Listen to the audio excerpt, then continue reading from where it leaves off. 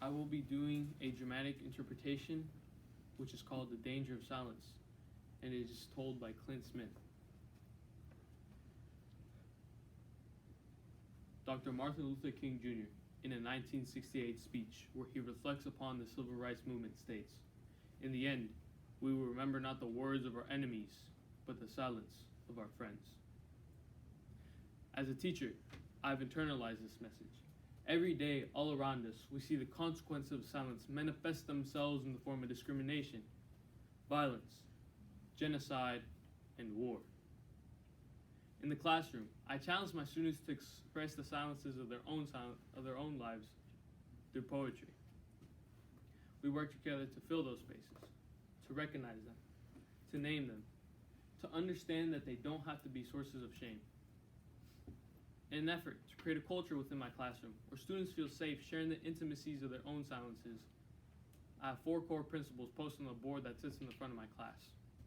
Read critically, write consciously, speak clearly, tell your truth. And I find myself thinking a lot about that last point, tell your truth. And I realized that if I was going to ask my students to speak up, I was going to have to tell my truth and be honest with them about the times where I failed to do so. So I tell them that growing up as a kid in a Catholic family in New Orleans, during Lent, I was always taught that the most meaningful thing one could do was to give something up, sacrifice something you typically indulge in to prove to God you understand His sanctity. I had given up soda, McDonald's, French fries, French kisses, and everything in between. But one year, I gave up speaking. I figured the most valuable thing I could sacrifice was my own voice, but it was like I hadn't realized I had given that up a long time ago.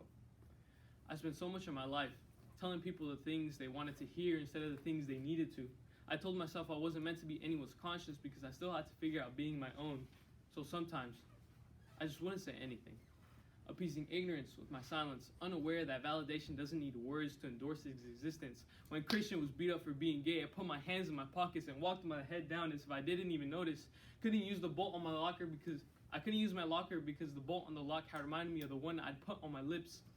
When the homeless man in the corner looked at me with eyes up, merely searching for an affirmation that he was worth seeing, I was more concerned with touching the screen on my Apple than actually feeding him one.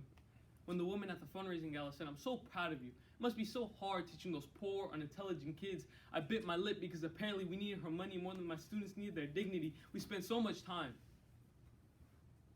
listening to the things that people are saying that we rarely pay attention to the things they don't. Silence is the residue of fear. It is the sound.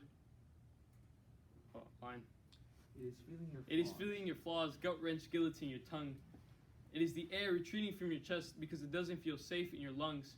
Silence is Rwanda genocide. Silence is Katrina. It is what you hear when there aren't enough body bags left. It is the sound after the noose is already tied. It is charring. It is chains. It is privilege. It is pain. There's no time to pick your battles, and your battles have already picked you. I will not let silence wrap itself around my indecision. I will tell Christian that he is a lion, a sanctuary of bravery and brilliance. I will ask that homeless man what his name is and how his day was, because sometimes all people want to be is human. I will tell that woman that my students can talk about transcendentalism like their last name was Thoreau, and just because you watch one episode of Wire doesn't mean you know anything about my kids. So this year, instead of giving something up, I will live every day as if there were a microphone tucked under my tongue, a stage on the underside of my inhibition. Because who has to have a soapbox when all you've ever needed is your voice? Thank you.